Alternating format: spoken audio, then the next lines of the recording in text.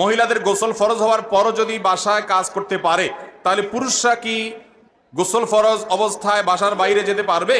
শরীয়তের মাসআলা পুরুষ এবং মহিলা এক্ষেত্রে কারোর জন্য আলাদা না, সবার জন্য এক।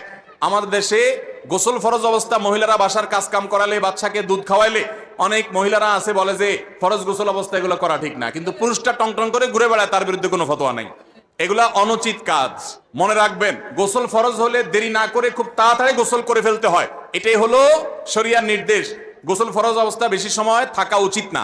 যদি আপনি থাকতে চান, রাত্রে গোসল ফরজ হয়েছে 12টায়, ফজরের আগে আগে আপনার করতে হবে, আপনি এখন গোসল করবেন না, ফজরের আগে করবেন নিয়ত করছেন, ওকে, জায়েজ আছে।